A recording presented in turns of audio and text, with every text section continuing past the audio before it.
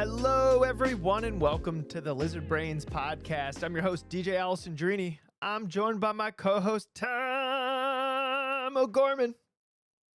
You're the Finger Lakes National Tour winner and top paxer from day one, Day one, yeah.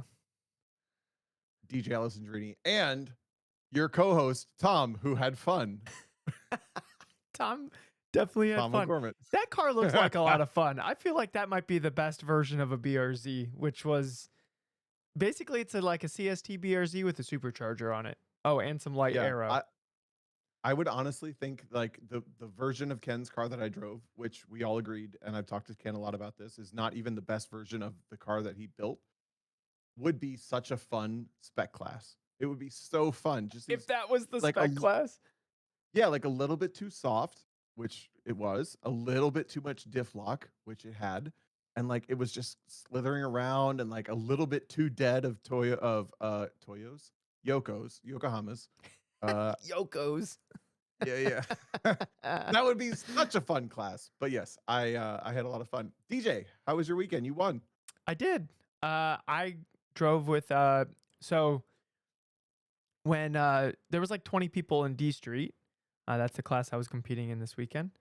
Which is basically a bunch of it's like VW like Golf R's and VW? yeah, there was a Golf R there. He actually did pretty good. Uh Oh, and then like Type R's and then mostly twins. So it was mostly twins this weekend that were in the so like a second gen twin. Um and I saw that I was driving by myself because Peter Schnorr, the owner of the car, graciously let me steal the car for the weekend, which is like super cool. And then Alex Peel was driving by himself, and I was like, I want that. I want that Alex Peel data. So I invited Alex to come drive the car. Alex at I first want was that lumpy banana. yeah. Give me that lumpy banana. Tom's only saying that because Alex Peel's in the chat right now, and his name is Lumpy Banana for some reason. Yep. Yeah. I want that. I want what was his shirt? What did his shirt say this weekend? I don't know. My eyes are up here. I tend to not look at his shirt because that generally gets me in trouble because I don't know if nipples are going to show up or not. Ew. Okay, sorry. Okay, so So Alex was there yeah, and well, so and I reached out to Alex. I was like, "Hey, you should drive with me this weekend." And Alex was confused because Peter wasn't going, and I had an empty seat. Normally, it's just me and Peter.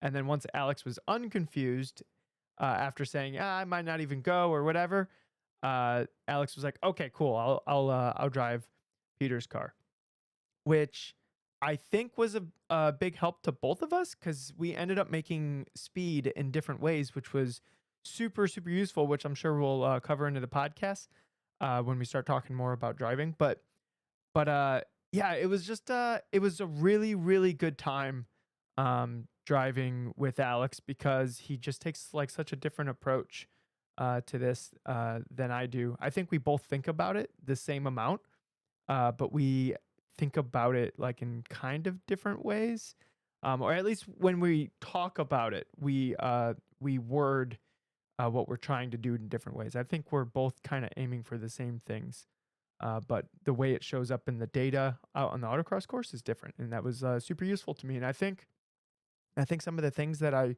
realized and figured out this weekend, I think will carry uh, into future events, and I'm excited to see how I do. I challenge you right away. Just tell us what that is. What? The things you figured out this weekend and the things that will help you in future events. Let's just go. Okay. Well, so one of the things one of the things that I figured out is and it kind of like it was like a light bulb went off on day one. Like basically just getting to the limiter so the car was more stable through like the final transitional bits.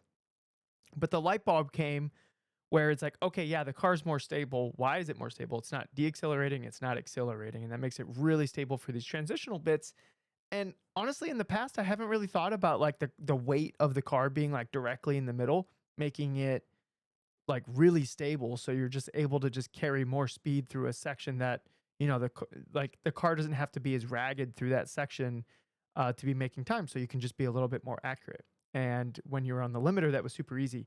If you were just flirting with the limiter and couldn't quite get there, the car was completely different. It was like so much more wild than it would be if it was just on the limiter. But the light bulb I had was, well, I can just make the limiter anytime I want with my right foot. I don't have to get to 58 miles an hour in the twin for the limiter to like engage. I can just have that weight exactly where it would be if as if I was on limiter, and use that to my advantage anytime it feels like the car's being more dynamic than it should be.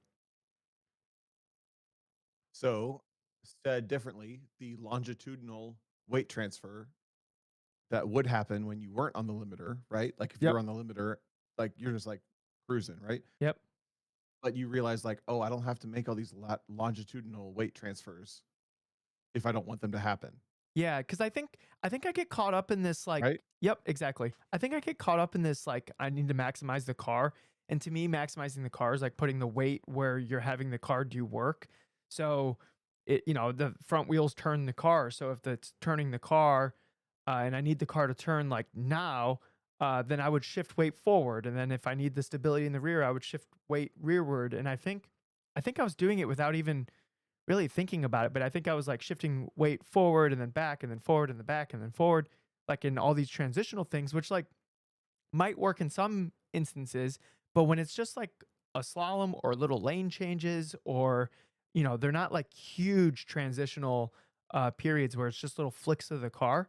I, at least that platform in a street class or whatever is and we saw it in the data like over and over again in different sections of the course. It was just way more beneficial to have just that stability rather than like the quote unquote maximizing of the car. Yeah. That longitudinal weight transfer, I mean, this is like such an autocross thing, but I think it actually plays into a lot of wheel to wheel stuff because the the difference in what happens when you have to like back out of something or make a longitudinal weight transfer, basically slow down. Like the weight goes forward, the weight goes back, like you're playing with all that stuff. That's such a powerful thing to understand, and that's something that, when I was teaching the starting line schools, actually, we do, like, just a slalom exercise that's, like, you do a slalom for 20 minutes, like, down 5 cones, back 5 cones, Yeah, that'd be up, down. awesome. Yeah, it was perfect because it makes people understand, like, first of all, if you're static with your longitudinal weight, if you're static with your foot, if you're static with the pedals, you can get away with murder on the steering wheel. Like you can do whatever you want. You can just like freaking whip the steering wheel, and like nothing happens. You Yeah. just like you just turn. But if you play with the throttle, you play with the pedals, you play with the longitudinal weight, like all of a sudden things get really intense. I always feel like, and actually this goes back to the 100 cone slalom theory that we that we talked about like Yeah, five, yeah. 6, 10 episodes ago. Like if you back out of it at some point, all of a sudden the weight goes forward, all of a sudden the front axle gets weight, all of a sudden you The don't have a rear predictable yeah, the rear's starting to like like wag. yeah, you don't have this longitudinal like do thing anymore. Uh I feel like that is such a powerful thing to understand. But also it like I said, just beyond beyond autocrossing, if you understand this for wheel to wheel, like you become so much more uh, capable, let's say, within like wheel to wheel exchanges. Like if you're on the outside, you're on the inside, whatever. Like you know that you can get away with little transfers of weight like this. Yeah, it also I mean, it comes into play I think the most it comes into play on a racetrack is when it's wet, and you need that, like, ultimate stability Yeah, that in the too. car. That's a good point Yeah, well, for like, sure. it's just I think, like I said, I think I get so wrapped up in, like, trying to maximize the car, and I think I do a really good job of that, like, in the sweepers, between me and Alex's data, like, it really showed that me, like, being That really you're better at efficient. sweepers than Alex is. Oh, absolutely. Alex was getting murdered in the sweepers. Yeah, you hear that, Alex? No. No, we just had like slightly different approaches, but I think when looking at the data, you could tell that I was just more efficient with exactly how the weight was moving around the vehicle. But then Alex, he was better at like properly gauging the angle on these corner exits to have the transitional stuff maximized. So like Yeah. there's like a happy medium in between us. And Yeah, I'm trying to figure out a way, and if anybody knows how to do this, please let me know. And I'm glad this is in the beginning of the podcast, so because most people listen to the first half hour and then they start to trail off. Uh, if there's a way to do live solo storm like uploading, where you do the run and it automatically uploads to like a cloud that a team has access to, I would love that for Nats. Because if me and Alex are able to share data with each other, it's going to be a fight between me and Alex for Nats. Because I think it was useful for him and it was also useful for me. You heard it here, Daddy-O. Operation Beat Daddy-O. They're coming for you. If So that's Daddy-O cool. if Okay. Daddy-O wants So in on the data team too, he can totally join. But I don't think he runs anything like that. So I want to get there in a second because you and I had a really interesting conversation about our experience with driving. But at, before we get there, I think that's like what you just described is such a cool and perfect description of like community coaching, where you drove with the person who is in general one of the four people that's going to be your most direct competitor yep. in most events, and you got to see like maybe the ways that this person Alex was stronger than you in some aspects and weaker than you in other aspects, and like bouncing off each other. What was the dynamic like when you were like in between runs in the grid? Like I feel like I have a pretty clear vision of when I drive with people. Like I get out of the car, I say this, I change my numbers, we start spraying tires. Like what was that like? It 'Cause I was wasn't there with you mostly guys. yeah, it was mostly Alex scraping OPR, and I'm not even sure if it was OPR. I think it was just the sealer off of the Okay. from like all the different joints on the I think asphalt. you were the only person doing that. I did I see know. that. Oh my god, we were trying so hard. What did like who was where was third place? Were they like more than 2 seconds behind us? We look like lunatics. We You were did. trying so You did. hard. But I love it. Shaving tires between guys. Imagine like okay, with is it Formula One? Yeah, Formula One, where they're like shaving the tire boogers off to get the a perfectly good tire back for the race or something. Do they do that too? Is it literally only Formula One and autocross where you do this? It might Uh be. well, I don't oh yeah, like after qualifying, is that what you're saying? No, if even Formula One doesn't do this. Ito says. Oh. It might be just autocross where you're It's shaving just shaving autocross. tire boogers off of the car.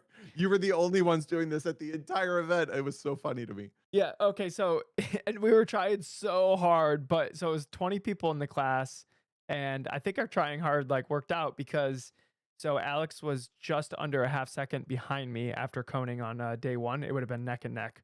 If he didn't cone on day one, he would have beat me, but then I also coned on day two, so then I would have got him. Blah blah blah blah blah. Like couch racing. Um, but the next person was 2.3 seconds behind Alex, and we were trying so hard every single run. It was the best. So, okay, tell me again. I'm gonna re-ask the question. What was it like what was the conversation maybe between you two as you were driving first, he was driving second, Yeah, which meant you had like 10 minutes between your runs, maybe let's say 10, 12 minutes. it was actually a pretty good gap. Uh I was really happy with tell me the gap in between runs because sometimes it gets a little messed up and it's not even or anything like that. But on this particular day, it was even. So yeah, basically, I would jump out. We would start spraying tires. Alex would probably change the numbers each time. Um, I would start getting video out and looking at data. Alex would be doing OPR, and I would kind of just point out the spots where I went faster than him, and just kind of communicate to him like, "Hey, like this is where you're leaving the time. It looks like you got behind here." Blah blah blah. Really, like kind of the same stuff I do with Peter. With Alex, just kind of like showing him like, "Hey, this is where it is." Uh, and then Alex would just go out there and like execute on that thing. So like actually Alex's ability to just execute on like, hey, this is what's going on, and then he just like went out there and like did it, like was like yeah, it was really solid. what about his dialogue to you? So I would ask him like there was a specific I don't quite remember day one because that was a whole nother day ago than day two. But day two there was a specific section where I felt like I was at the limit. of the car. And on data, it looked like we were kind of in the same spot, but he was like way faster than me. So we just had, I wish I could recount the conversation that we had for the podcast. But I remember I was just asking him questions, and he would answer it, and I would be like, "Oh, what about this or that? Or is there something specific you're looking at, or anything like that?" And just having a conversation about like a single section of the course. I could have probably maybe even um, like maybe me and Peter could have those same conversations. But just like the conversation helped with like the thinking about the thing. But honestly, like looking at the squiggly lines was the biggest help for me because it just showed like just like I said with our different approaches. Um, it it really helped just seeing where I was leaving time when I didn't think I was leaving time. That between seeing the data and looking at the video that I had in between runs, yeah, that just felt like uh, that just felt like it was if I had like data similar to that at Nats, I think it would be super useful. The honestly the probably the more meaningful conversations like came after we were running because we didn't have time to like really dig into the details. Okay. Did anything pop up there? Just kind of the stuff that, like I said, like after day one, it was the light bulb of like having an artificial limiter and stuff like that. It's just Alex thinks about autocrossing like in such an intelligent way that I you just have some conversations with Alex and it's just you're you're like, okay, this is why this guy's won a couple national championships. Like Alex is legit. Yeah, they were in soft classes though. One of them No, was I'm in kidding. D Street. No, I'm kidding. I'm so sorry, Alex. Don't put that out there. That was a total joke. Total joke. No, I had a really interesting time also talking with you, but also talking with Alex about the way you guys perceive driving. And actually, like I would. Danny says brutal. I would be. I'd be interested to see um the way you guys interacted between runs. Like I think that would have been fun to watch. But it sounds like you guys think about it similarly in the same way, or in that you guys both, you're the only people who have ever talked about the spiral that we talked about a couple episodes ago. Like with the spiral of the way that the weight transfer spirals the car down into a corner and spirals the car out of the corner. And he's a little bit more plugged into autocross specifically with being a part of like course designing and being a part of like event operation, which I think you are not, Nope. which we talked about. Like you're like, would it help me? I'm like, I don't think so. Yeah, I don't think it makes a better I was driver asking Tom specifically. if yeah, I was asking Tom on our car ride home if me designing a course would help me in any capacity in autocross because I don't really have any desire. I think I would come up with a fun course, but I've just never really thought about it or had any kind of desire to like make the course. It just seems like a lot of work and my time would be spent doing something else, like better Yeah. for my enjoyment of the event essentially. But that's such an interesting like part of the sport that the drivers, we're all drivers. If you're part of autocross, if you're part of track day driving, you're part of driving. But not everyone is part of event operation or event organization, let's say. And you're wondering, would it help me to design a course? Alex is part of designing courses. So, but you both came up with this like I view the car as, spirals down to the apex, spirals out of the apex. Um, I'm curious if any of that stuff came up when you guys were co-driving.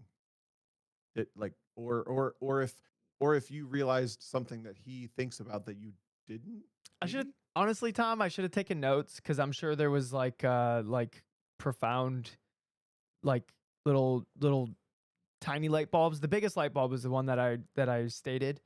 Um, With the longitudinal weight transfer stuff. yeah, exactly. So honestly, like in between runs, me and Alex, it was just like focused business. Like there was like honestly, there wasn't really that much fooling around. We were just like really focused on the task at hand, Yeah. and like we were both just laser focused on the task that we were doing. and we literally optimized every second between every run to just have the car in the best state possible before it went out. Okay. Yeah. I mean, that's that I've totally been there before, right? Like you're just like spraying tires, spraying intercoolers, spraying like intakes, Yep. whatever. Like if the oil temps are high, cheat code on the second gen twins, if you just spray the I'm oil like, filter, then it yeah, brings the oil temps down. I'm like chomping at the bit to ask about the spiraling thing. I Okay. want I we've had so many so many people, a couple people specifically give feedback about like I've never thought about that before. But also just in general, I've never heard anyone say that before until you, and then Alex said it too. Yeah. And it just happened to be that you guys were co-driving together this weekend. That's what's at the front of my mind, right? Like right here Gotcha. in my So I think the spiral thing, and I never took the class. I think Alex did, because Alex is just a sponge for information. I think it's a thing from called Beyond Seat Time from Vivek Goel. He made like a master class or whatever from autocross, and I think that's kind of where this like spiraling idea like kind of became more popular. I'm sure it was in people's thoughts. I'm not necessarily sure if Vivek like came up with this like revolutionary idea of a way to think about like corner entries and exits or whatever. Um, but basically, the gist of it is the if a car at a consistent speed will just draw a circle at the limit of adhesion while turning, and if you speed up, that circle gets larger, and if you slow down, that circle gets smaller, assuming that the tires are like at the limit the entire time. So on the entry of a corner, you're slowing down all even if you're not on the brakes. Uh, so even if we're not like actively like trailing the car into the corner, uh, you're still slowing down unless you're on the throttle. Uh, and because you're slowing down, the corner, like the radius, tightens and tightens and tightens and tightens until we get to the apex, wherever that is, wherever we have driven to. And then once you're on throttle, that spiral opens back up. So what we want to do is connect the entry point of the corner down to the apex with a spiral, whatever shape that spiral needs to be, and you can influence that with the amount of brakes, how the rate that you move the weight around the edge of the car. That inward spiral can be manipulated. And then on exit, that's honestly that's less of one that you can manipulate because generally you're accelerating out, right? Uh, well, it's an effect of the entry. Yeah. Yep. Yeah. So then when you're on power, you lift weight off the nose, you're gaining speed. So now that spiral opens up. And you're trying to connect those two spirals, the entry spiral and the exit spiral, to use the path that will be the fastest on the racetrack most of the time. That's using every inch of the racetrack, every inch of the acceptable curbing, whatever it is. But generally, that's how you would maximize a corner. And then on in autocross, like there's a lot more nuance to that, where it's like, okay, well, I need the correct angle for this upcoming transitional element, or I need to be able to cut distance. So the spiral needs to like carve a specific shape, like connecting all these cones together. So it gets a little bit, uh, and like I said, on entry, you can control like the shape of that spiral. Like you can start with a light brake, so it's spiraling slower, and then the corner like tightens down, and then you can tighten it down with a little bit more brake, or having the it balance on the nose a little bit more, but it will because you're on the brakes or the weight's on the nose, it will be spiraling down toward the exit. Uh, The thing that this makes me think of, because I don't think of driving this way, but it makes me think of the uh Fibonacci Fibonacci spiral, which is like that infinite Fibonacci spiral. pattern. Yeah, it makes me think of it's like an infinite, it's a mathematical uh thing, I think. I don't know. The mathematical spiral Listener, of tell this us. is Golden ratio. the People keep golden saying golden ratio. ratio Why do in they, why do they in say the that? chat. I think they're just messing with you. Fibonacci sequence, right? Like if the car is spiraling therefore like How does Tom carving McCormick down know to. some mathematical principle? I don't know. I just pick up It's things, it's you more know. akin to a Euler spiral, but sure, this one works. The golden ratio is all things. What does that I'm mean? reading the chat What right is the now. I chat? don't. What is the chat saying right now? That look, this is the chat. Golden ratio. Two people say the golden ratio. Ito Waxman says the golden ratio is all the things. What are we talking about? Is that Tom? Are we idiots in the chat? Just knows I don't think I'm an idiot. now. I won't take that. Now people. but that, but maybe this is a thing. Mobius strip. I don't know what that is either. I think it might help people understand what we're talking about. Maybe if this many people know what we're talking, Bill what I'm Zurr says referencing. the golden ratio is like first grade stuff. Dude, I'm lost. There's some people posting like infinite spiral like rubber band is this things. common knowledge? Is this where the podcast falls apart, Tom? Damn. Okay. We'll okay. Hello. You're At least Spaz is an idiot, your Cam. hosts of the podcast are extra dumb, but maybe maybe what we're talking about will make you feel smarter. Okay, so you see like okay, either way, there's this spiral down. There's like the as you decelerate, essentially, basically, like, to put it back to driving, as you have the weight on the front axle, as you decelerate, the spiral will infinitely bring you down to a point. There's a defined point, but it will infinitely bring you down to that point. Yep. And as you accelerate, it's the opposite. So if the apex is the point, you are decreasing down to a point, and then you're increasing radius out from that point. Yep. I don't think of driving this way. This is not relatable to me in any way, but I can relate my driving experience to this. So maybe if you are a driver, what the hell? If you're a driver and you're listening to this podcast, plot twist, we're not going to we're not going to talk about conspiracy theories at all. If you're thinking of things, with deceleration, acceleration, with uh uh what am I trying to say? With trail braking. That's what I was thinking of. It's essentially another way to think about trail braking, right? If the trail braking, as you release the brake, you trail the nose down to the apex, and then you accelerate off the corner. Yep. That's what all this is, essentially, I think. Yeah.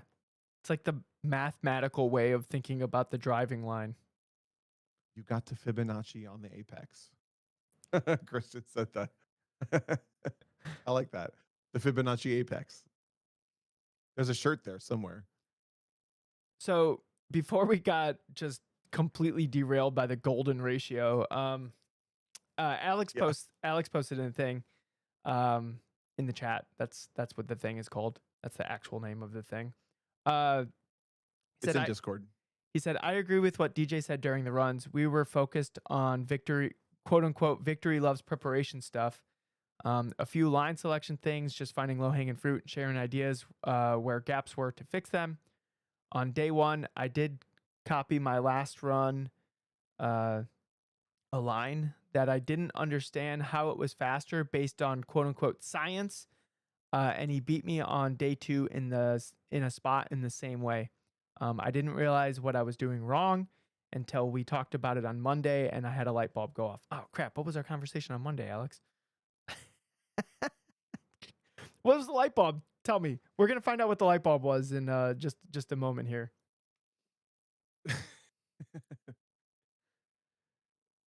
The art of live podcasting.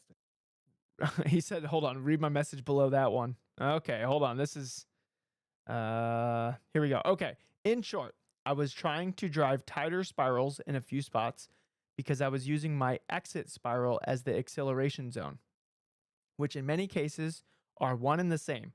But I was extending my acceleration zone through a subsequent transition, which I thought had a smaller spiral on both entry and exit. So Alex is thinking about the spirals and transitional stuff, and I don't think about the spirals and transitional stuff. I only think about the spirals in like my positioning of where where do I want to end up in relationship to this cone, knowing that I have to spiral down to it and I'm going to spiral away from it. Basically, that's the way I think about it. You're thinking about it. You're not thinking about it when you're driving though. Not when I'm driving. I'm trying to like I think about it when I'm developing a game plan for the course. Okay. Does that make sense? I think that's helpful. Yeah, no, for sure. I think it's helpful for people to understand that this is not like an active part of the driving experience. This is like a game plan Yeah, slash analysis I'm not thing, I'm you not know? that dude with the GIF with all the numbers in front of his eyes, like as I'm driving. That's definitely not me. When I'm behind the wheel, If anyone is like well, yeah, I'm doing bow the down. bow down like praise too because I can't like what the hell. When the visor closes and the RPMs go up, it's just curbs go burr in my brain. Like there's not there's not really much more than that. I love that. Yes, 100%. Okay. No, I think that's all that verbalization to these concepts, I think was really productive. I hope that helps somebody or it, like is relatable to somebody. Yeah, hopefully it is. And if it isn't Chat or is going is, crazy. or you have more to say about it, then come join our Discord and leave a question or comment or whatever in a channel that we have called No Mic Questions. That's what it's called, right? Also, no Yeah. mics are allowed. Yeah, that was a good ad. I had a really interesting experience this weekend with being the course designer Yes. that I have not been. Uh, I have been once before, but I've not had this experience before. So that was kind of my jump off point to the entire weekend where I was uh I don't know that I shared my interest or if I was asked. I think I shared my interest.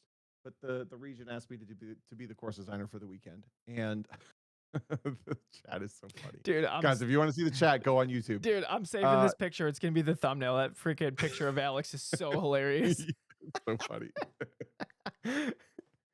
I I I I had a really interesting experience going from like being a driver, I would say, to being somebody who was like part of the event experience in a way that like affects every single driver because I was doing the course. So I'm trying to think of where to start really. I really wanted to make a course down a sorry, by the way, sorry sorry non-autocross people. We're talking about autocross.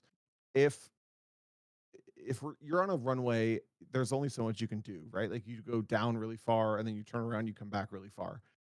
If you think about like the letter like a capital letter P, that's basically what we were on. So there's like a little bit of a turnaround or like a jut out. But in general, we were going down and we were turning around and we were coming back. So I really wanted to create an experience for people where they didn't just have like a going down, turning around, coming back thing. Yeah. So I designed like some corners in that weren't necessarily part of the norm. Like I wanted to make like a hard corner coming out of that capital P in there's a P on video. Yep. Again, watch us on YouTube. I wanted to create some things in day one that were like uh, non runway and non straight line, and then day two like really lean in, just like this is you're going straight line out, you're turning around, you're going straight line around, and then you're coming straight line back. And for the autocrossers, I had a really interesting experience doing that for a national event, which I have not done for like literally ever. I have done one national course before, but at the time I had just started trying to do pro racing. And it turned out that the national course that I signed up to do was the same weekend as my first national or sorry, pro race. So I was literally like somewhere else. I was at Mid Ohio and the course was being designed being sorry, the course I designed was being set up at Wilmington. And it was set up totally wrong and like people didn't necessarily like Tell everyone how super love the it. end was accidentally mixed up.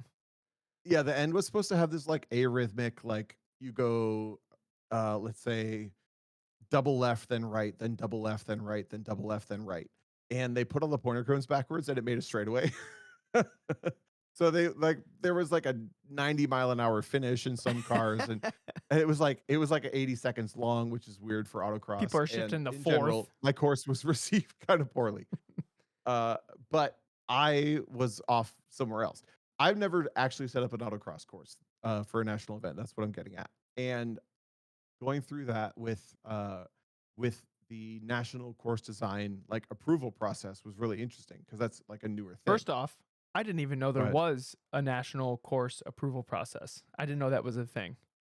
It's newer. It's like a Okay. within the last 3 to 1 years. I don't know. Within the last couple Three, seasons. two, one. It's a I countdown. I think yeah. I think they were kind of tired of people having like somewhat bad courses sometimes. So they made this thing. You know, how autocrossers like they have a lot of time. So they make up committees and they make up feedback things. So I had to have the course approved by somebody from this like course approval committee thing. And I had designed it specifically to be like slow in a couple places. And as it was being approved, there was somebody from the national staff driving it, and there was somebody from the course advisory or course, approval panel, uh, watching, and they kept like listening to the RPMs of the car, being like, "Well, you see how slow they have to go there, and you see how slow they have to go there, and you see how slow they have to go there." And I was like, in my mind, I'm like, "Well, yeah, that's the point. Like, I wanted it to be slow in those places." Yeah. And also, this person has never walked the course. This person has never seen the course. They're just driving it on first impression. And long story short, I ended up really frustrated with how much they made me make it easier. And that's my word.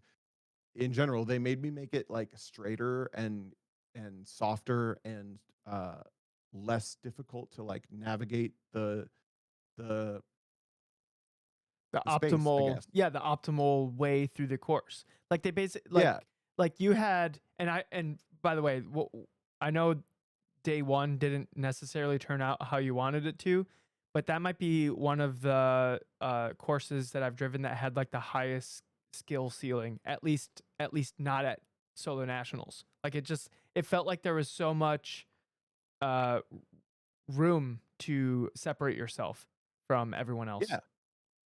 That was kind of my goal, right? It was like hide time in places, define the line in some places that were like, really critical. And in general, I was surprised at how much the people who were in charge wanted it to be like simpler in my mind. They wanted it to be faster, or they wanted it to be like less challenging. And I was like, well, isn't that the point of what we're doing? Like to be challenging and to be thoughtful and to be ahead of the course and to be good on your uh, vision and stuff. And I actually had a lot of people give me the feedback. Like it was so refreshing to have a course that wasn't just like 4 or 5 key cones, where it was just like everything else is just drive the car really hard. Because in my mind, like if you want to drive the car really hard, you want to just go fast, like do road course. No offense, just like do road course stuff. Yeah. But I agree. I completely see and agree that uh autocross is more fun and generally more rewarding if you just let people go really fast. So in general, I took some really big takeaways from took some really big takeaway. Yeah, I had some big takeaways from that. Like it's it's um it's been seen as like try to make things simpler. I've given this feedback too, so this is not like a hot take. I've given this feedback to people who Tom are Tom wrote in an charge. essay. I did. It was kind of. I also acknowledged in my essay to the people who are in charge of this stuff. Like, I want to acknowledge how silly it is that I'm doing a like giant essay about the giant essays that were written about my course. Yeah. I literally put that in my email. Um, so yeah, that was an interesting thing. Okay, so then the next thing about my course was I felt like I was a part of the event in a way that I've never really experienced in the last couple of years. Like I used to be a part of this process. I used to be part of an autocross board and like a part of the event operations, and like I was on my region, you know, committee and stuff. But being a part of the course, which meant that like every single cone that got hit felt like a personal like, "Oh, I made them hit that cone." And every single DNF That's was like, crazy. "Ah, I made them DNF." And I like, every single delay that was in the course because somebody, like, made a mistake, Took down an like, entire wall. I felt personally responsible for that. And it truly did, like, affect my ability to be a part of the event as, like, just a driver, Yeah. which I thought was so interesting. And I know a lot of our listeners are part of, their regions and their, uh not Yeah, it's committees, what am I well, thinking so of? I've ran into Go that ahead. doing like the Grid Life iRacer League that used to be a thing. Yeah. And so you'd be, we'd be trying to get passwords out to everyone, to the people who qualified and all this and all that. And you're trying to make sure like you're handling, people that have issues or whatever.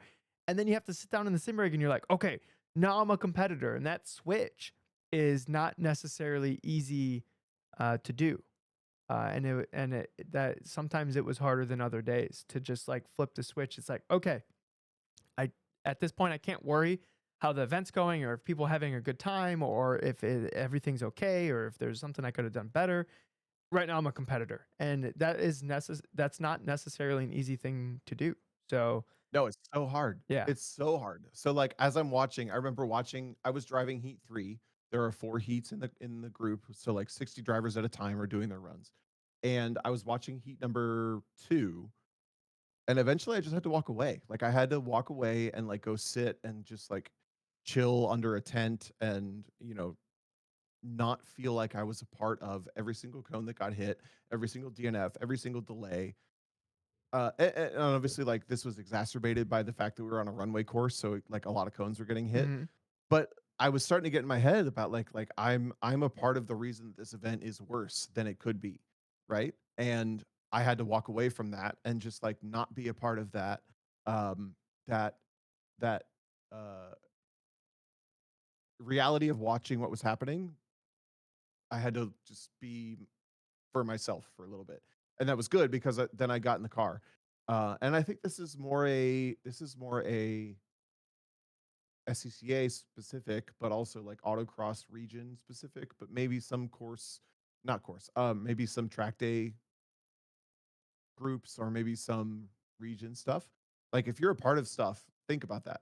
Like it was a really blunt part of my weekend. Like I made the event worse. No, I didn't. No, I didn't. No, I didn't. No, I didn't. Like it was so much harder to process that. So then as I got towards the time that I got to drive, I was driving with Ken Houseel. He's got a new BRZ that's supercharged and it's got some like good suspension and diff and all this stuff. It Yeah. was super fun. I had so much fun driving with Ken, and that was kind of my like game plan going in. Like I just want to have fun, and I know that Ken's bringing this car because he just wants to have fun, and his wife Amy, who's amazing, and then his friend Brian Davies, who helped engineer the car and stuff. They were driving in a different class, so we had this back and forth, and all this was fun. But in general, when I got to the driving part, it was like I have to take this part out of my head. I have to take this like I did the course out of my head. And part of it was weird because I felt like I was just doing fun runs or like I was just doing like test and tune runs of the course that I designed. Yeah. And now I look at the people who design the courses for nationals so differently than I did before. Cuz right, like they don't have the luxury of just looking at this is what the arena is. This is what the course or space or track is. Like I'm actually a part of what I did. Yeah. And now I have to disconnect myself from that. It was so interesting to be a part of that. But in general, like I didn't feel like I was in competition. I didn't feel like I was in a class. I didn't feel like I was co-driving with anybody really. It was just like I get to do fun runs now. This is fun. I feel like And I hit driving so many cones and I did not do a great job because of that. It was interesting. Go ahead. I feel like I never see anybody that like design the course do well, or I don't see them like achieve to the level that they normally do when they're the ones that made the course. And I hope me pointing this out, and maybe I'm wrong, maybe I'm wrong. It is totally possible that I am wrong here. Uh, but I think what happens is, and we were talking about this, where it's not even just all the event stuff and you being like more part of the event and all that like mentally weighing on you. It's it's you have a idea of how you want the course to drive, and then that's why you lay the cones out like you did, whether that actually happens or not. And you've Yeah. thought about the courses so much that you might be married to how you think it should drive rather than how it actually drives. And Yeah. sometimes we see this when people walk the course too much. They'll get like married to an idea of how they'll think it will drive rather than how it will actually drive. I think this is so important Not because okay, so if you're listening to this podcast, you're probably not a course designer with your region. You're probably not like regularly a part of operations for the event. But in general, people can create an idea of what they think a course or what a track will drive like, right? Like if you go to pit race, you like have an idea of what it'll be like. I did this when I went to Heartland Park. I like had an idea um of what Heartland Park's second half would drive like, which is turns 10 through 14. And when I did it, and somebody else who didn't have an idea that I had did it, Andy Smedegard, he drove it so much better than I did, and he was like 8 tenths faster through that same section. All that to say, I did absolutely create elements this past weekend that I had a like very specific idea of what I wanted them to drive like. And on day one, I drove them like that, and I think it actually hurt me a little bit, just a bit, because I wanted it to feel this way, so I like drove it that way. Not even But thinking I about do it, you just drove it that way because you've already thought about it previously so much, like, not in prior the to that, moment. yes, Yeah. exactly. So I think that's like a really interesting mental uh like analysis, right? Like if you have a very fixed idea of what a corner, of what a course, of what a track should feel like make sure that you challenge that. And Yeah. if you're not correct, like be flexible with that. Yeah. That was such a blunt thing to me this weekend. It's like as I watch other people drive the courses, as I watch people process the courses, like there was specifically one spot that I thought I did that I wanted to feel this one way and I drove it that way, and I think it actually bit me, which was the first day, first like after you do the first left out into the P and you go through the offsets and then like the bending right into the slalom. If you're not there, sorry, boring.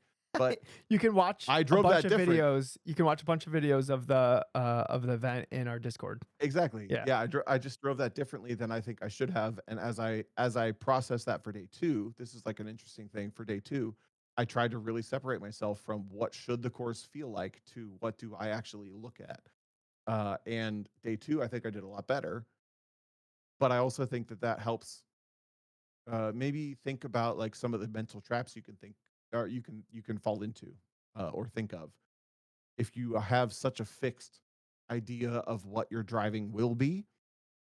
Challenge that. Like, make sure that you do devil's advocate stuff. Go ahead. So, this kind of came up during a course walk that I had with Alex, where he's like, "Oh, probably gonna shift the third here," and I was just like, "I'm gonna shift when I need to shift. Like, I don't want to think about it. I don't want to think when I'm gonna shift or when I'm not gonna shift or that because I don't want to like bottle myself into what I think it will drive because I would say like the way I think it will drive, I probably have like a 70% accuracy rate in terms of like elements or things on the course. I something that maybe I should have realized a long time ago, but just I've kind of been getting better at like throughout the year is really the walk is just to identify when you look at stuff that is important and where that is. And maybe specific angles or realizing what cones, like the angles on them, kind of calibrate the whole next section. So on the walk, you're just finding those cones and you're picking out when and where you're looking ahead. So then when you're driving that course in your head after you've walked it enough time to be able to uh, do it in your head, uh, you're just running through like the order of operations of like angles and cones, where I'm looking, uh, yeah, stuff like that. And something that I've started doing when I'm walking the course, and maybe this will help other people, is I almost do like a, that game. It's called, I think it's called Simon Says, but not like the playground one, like the electronic one where it's like do do do Yeah, do. Simon. Yeah, Simon. Is just called Simon? I think so. I think. Whatever. Yeah. Go So ahead. it like we'll start with like 3 tones, and then we'll go to 4 tones, and then five, six, seven, eight, and you're just supposed to like try to remember the whole thing, and it will play the whole thing over again. So I walk the first section, drive it in my head, walk like the next little bit, drive from the beginning all the way to the point where I'm at in my head, and I'll just keep doing that as I walk the course, and that's helping me remember the points that I want to look to and the cones that I deem are important. Dude, that's such a good idea. I think that if you can correlate that concept, that like Simon, uh, it's Game. basically it's kind of an algorithm, you know, like it's a process. I was thinking process, but I think Oh, it's kind of an algorithm. If you can correlate that to what Ross and us and you and I talked about with corner exits, oh, like you're unbeatable at that point, right? Like you have such a clear image of what's happening, yes. where the car ends up, like Mhm. where the car goes. Yep. Like, oh, dude, I think that's like that's so powerful. I think that's really, really good. I think that was a huge part of my success this weekend is just and you can see it in my videos, like, I'm looking when it matters, like, because the speeds are high, so you like, when the speeds are higher, you have to look farther ahead because it's like the distance you're looking ahead should be like a time-based thing, not like a fixed distance, right? Yeah. Um, so you'll see it in my videos, and I bet if you went back, and you can only really see it because I've started using the head cam to try to get better at this vision thing. Once I understood that that was like a huge weakness of mine and was leading to inconsistencies. But you can see it like if you just go back a couple months to now, you'll see that my intentional head movements to like locate the cones that I have figured out that I need to look at on my course walks are much more prominent and much more consistent. And I think me just focusing on that stuff is really like one of my keys to success at an event. And That's easy. it sounds simpler than it actually is. It's so hard, and I feel like it's It is. finally starting to come into like some kind of subconscious executable. But I still have a lot of work to do where it's just like an automatic thing. Totally. And that's the trap I fell into, to put a button on it, from designing the course for Saturday versus realizing what traps I fell into for Sunday was I think like I know where the course goes. I set it up. Like I spent 6 hours. I walked 16 miles setting this course up. And I still didn't walk it intentionally in a way that let me view it to make those key points, those Simon Says like patterns and visual or whatever things work. Like I actually had to like really think about it for Sunday, even though I did the same thing for Saturday and Sunday. So yeah, I think this it was a really interesting part of my experience this weekend, but also just like the mental aspect of it being like, I'm just like I'm doing fun runs. You This were is like a having part so of the much thing. fun. I kind of I had fun on expected Saturday. On Sunday, I was like clocked in. I think I did a really good job on Sunday. And if you like, I have the videos shared on. Well, I will share the videos on our Discord. I think I did a much better job on Sunday executing, regardless of the fact that I had designed that course versus Saturday. I was like, you can see on the video, I was so not clocked in Saturday. And yes, of course, like I have not driven a car. It was my first competitive event of the year. I've not driven a car in that way for a while, like almost 8 months now. But regardless, like it came back. It was all there. Like, well, like I didn't have any issue once I was like really intentional versus just like passive. yeah, I would say I could see like an intentionality. Is that a word? Uh, An intention. I could see on your course walks that like there was more intention on like how you were dissecting the information. Just looking over because like I would be finishing up the course as you were starting it, and I'd look over at you, and I could see your eyes Oh, like you're jumping looking for me around. like that. Yeah, Tom, was just making sure you're doing okay after a rough Saturday. Yeah, I mean, okay, yeah, go ahead. Sorry.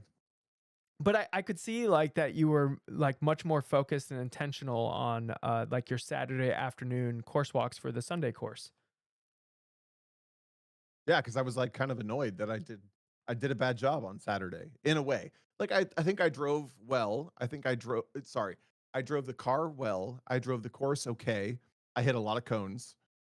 That was maybe partially a product of me not walking the course very intentionally. But it also could just be like a I was on fun run mode. I was just having fun. Like I'm not going to slow down to get clean runs. That was where my head was. I'm not gonna, yeah, like Tom doesn't need a safety run because none of this matters. That's where Tom's brain was.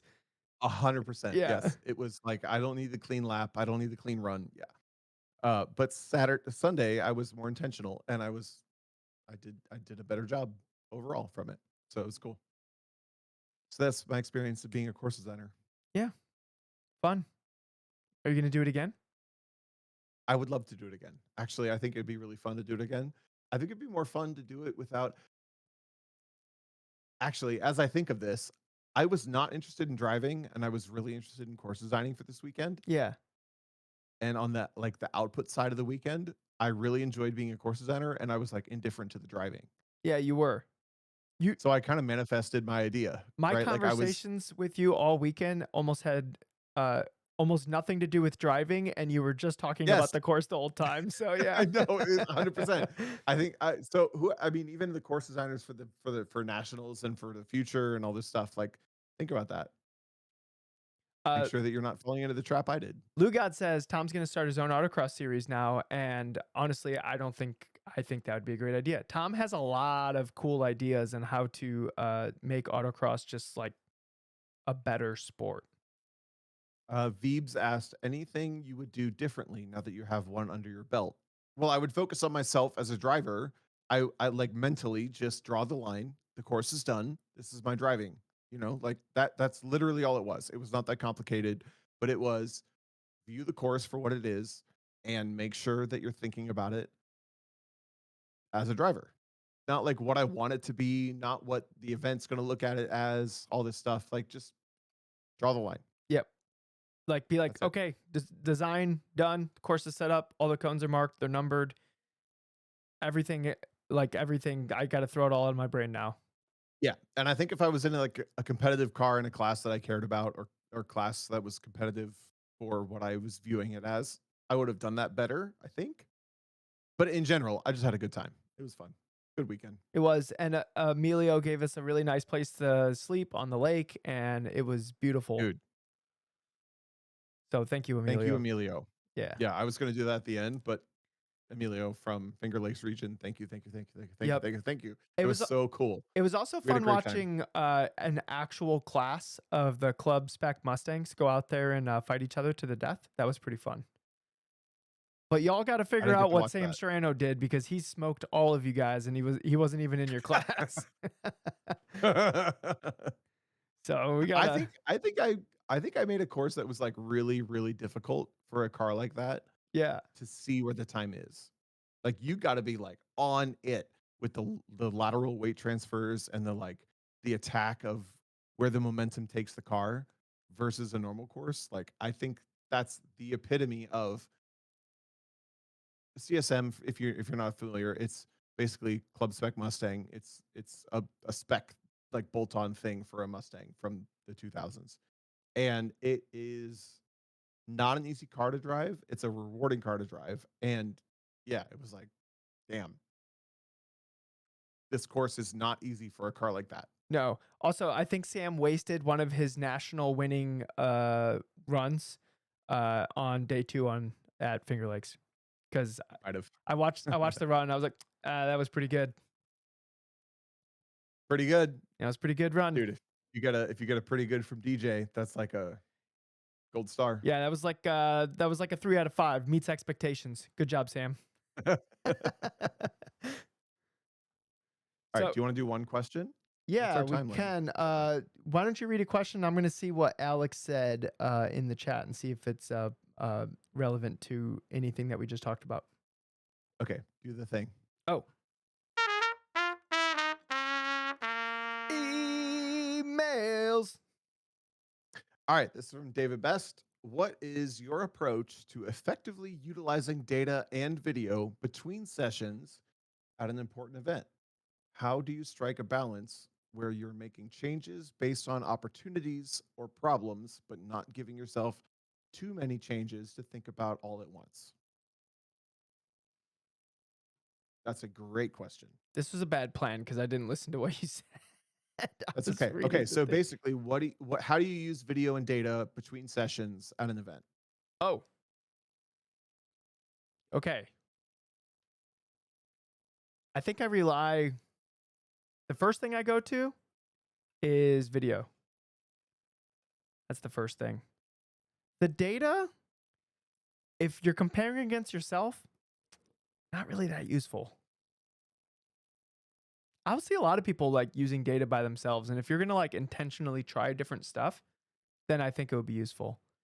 But you kind of need like me and Alex this weekend, like we just had different approaches to different things, and we could see in the data what actually worked, what didn't, where we were wrong about our initial thinking of our approach to that. Like we could see it because it was two different people with two different brains.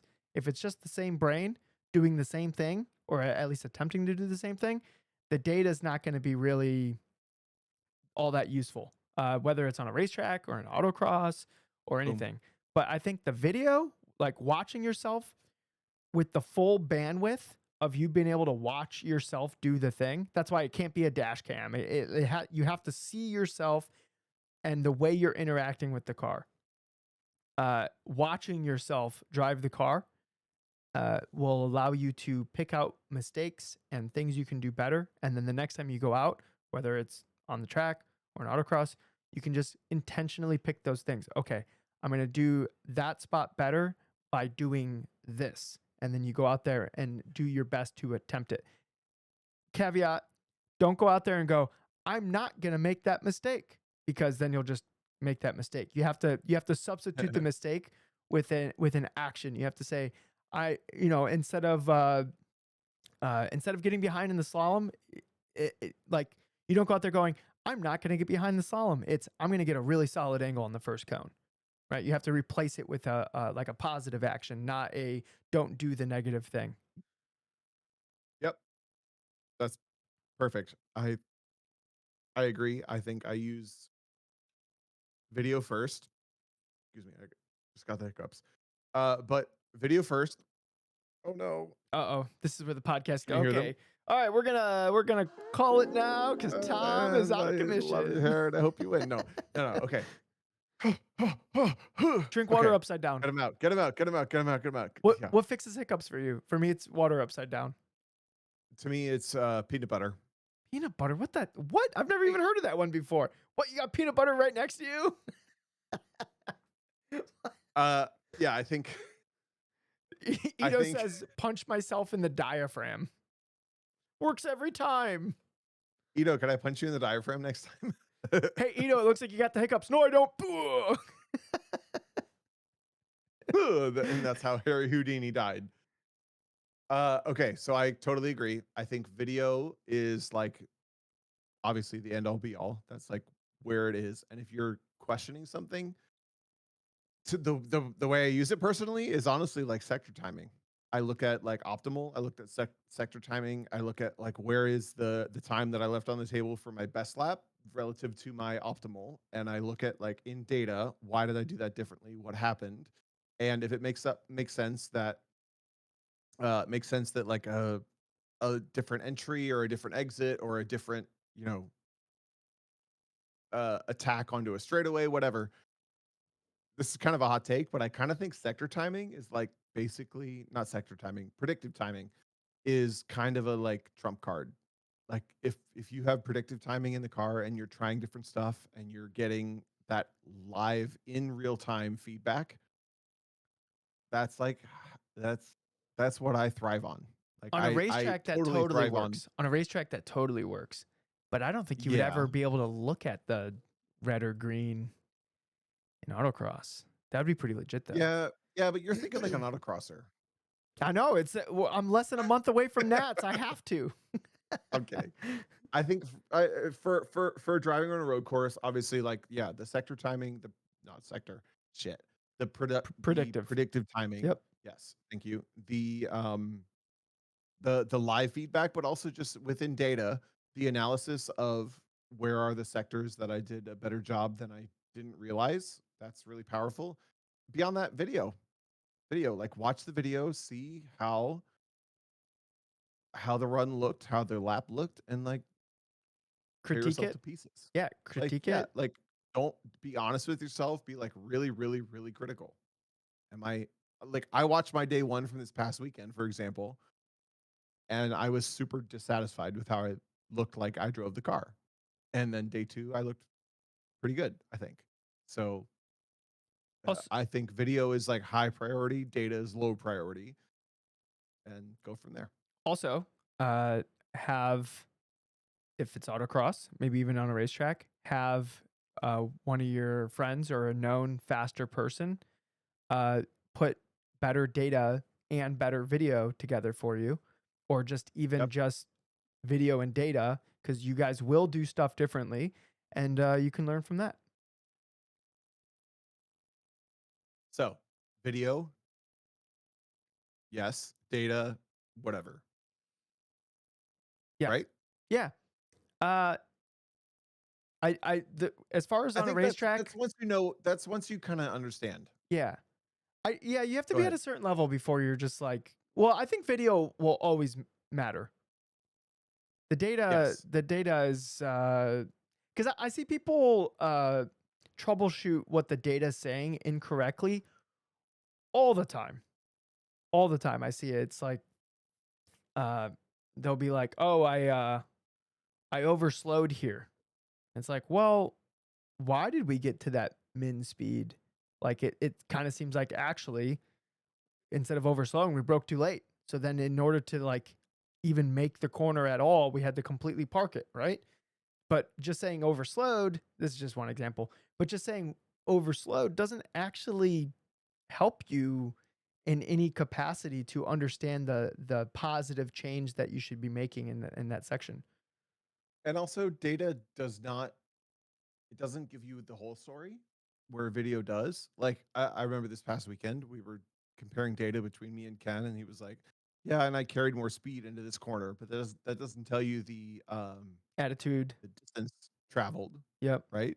So like he would be like, "I carried more speed through here, but then you gained it back on this section." It's like, yeah, because I cut distance, right? Like there's information that data hides, that data will mislead you on, that video will not.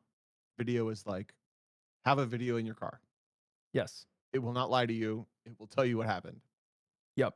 And and uh when you watch through that, you're kind of putting yourself back in the car. It keeps those pathways in your brain a little bit more fresh Yeah. for when you get to go do it the next time.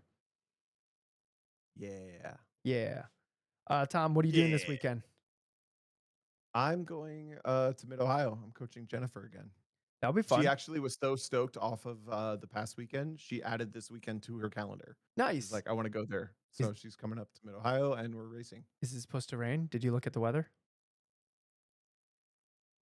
Uh I uh feel like uh anytime uh Tom goes uh to Mid uh. Ohio, it rains. It's no, it's supposed to be basically clear all weekend. All right, there's still time. We're recording this We on good. Tuesday. Yeah. What are you doing? I'm going to Road Atlanta. Oh, I'm checking out the the Lizard Brain's best track. yep. Well, best racing track.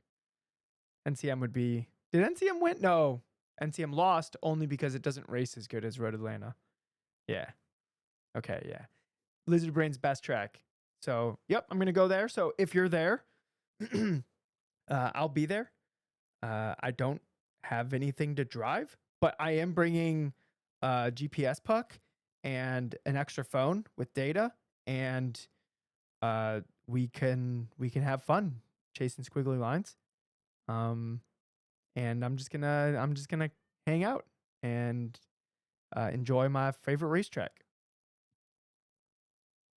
It's hooked on driving. Is that right? Yep, hooked on driving. The people who run it are in the Discord, and they've been bugging us to come to this event. Tom had a conflict, and I'm like, yep, not gonna pass up going to my favorite racetrack. So it should be a lot of Diego fun. says, I can think of 3 cars you're gonna drive. There we That's pretty go. good. So cool. And what I'm really curious, so I've used AIM a bunch, but I'm gonna try to use Solo Storm, or I think they call it like Track Attack or something like that. They call it something different when you like put it in time attack mode. But I've never used Solo Storm in like racetrack mode, so I'm curious what it's like. So there'll be like a little bit of a learning curve for me to use a different set of data than AIM. I think this will be easier to jump from car to car. Sure. All right. I expect a full report. Full report. Yeah. And then Tom, we only have after that, it's just I have two autocross events and then it's solo nationals. It came up so fast. It's just, I mean, it's just another event. Yep. It's no different than any other event. I don't know. You I'm just freaking go out, there Tom. and I'm you freaking out. No, I'm just kidding. no, it's the same. It's the same as everything else. It'll be fun. Me and Peter are actually like super pumped for it. I forgot that he booked an Airbnb and it was like, oh crap, Peter, we forgot to get an Airbnb. He's like, I already got one like 3 months ago. We both talked about it. I was like, oh, okay. I just forgot. Nice. I honestly, the fact that you're not even thinking about it as like a thing, good sign. No, it's definitely a thing. No, it's not. I'm excited about it. That's good. Okay. Yeah, Yeah. be excited. Yeah, I am. It's just an event. Yeah. Thanks. Tom did brackets. I with his did hands. brackets. I don't know. I don't know why. Boom. But okay. It was like a very thoughtful boom. But if you're there, or if you know somebody that's there, come by. Oh, Tom, I should have grabbed a bunch of stickers off of you. I'm kind of out of stickers. A bunch, but I But- don't know if I'll be there yet. I but- gave them to all the Finger Lakes people. Hey, Finger Lakes people, if you go to any Finger Lakes region in any capacity, tell them you want stickers. They have a bunch. Yeah, we gave Finger Lakes a bunch of stickers. But also, Finger Lakes was an awesome region for podcast listeners. Like, you guys were all awesome. I had Christine with me, and every single time somebody like came by in like a lizard brain shirt or said hi, said something about the podcast, Christine thought I was so cool. So, guys, keep it up. She thinks I'm cool all of a sudden. It's the best. Your wife. Yeah. She's like, oh, it turns out you're kind of cool. I'm like, yay. So it was so nice hanging out with all the Finger Lakes people this weekend. And it was nice hanging out with you, Tom. And man, I kind of wanted to get into the conversation of there's different ways to do to like improve at autocross, but I think we'll save that for like a topic because I really enjoyed that conversation with you in the car. I'd like to do that. Yeah. Yeah, I'll put it on Next time. the doc so we don't forget about it. We have to talk about road racing or like track driving for a little bit first so we don't Yeah. lose all of our audience. Yeah, that's true. Though I will say that this live audience is bigger than it normally is today. So thanks to all the live listeners. True. I think it's because we're doing iRacing later. Hey, if you want to join the Discord, you can hear about iRacing, which is super fun. I Woo! love iRacing. Thompson. I'm so excited about Oh iRacing. my god! I wish I could record a sound clip from Tom after iRacing tonight. Do you think it will be that cheery? I don't think so. Okay. All right. You ready for the outro, Tom? Yeah, let's do it. Okay. I would like to give a shout out to specifically a couple of friends of mine. I would like to say Kyle Herbst and Zoya Lichty. I love your hair and I hope you win.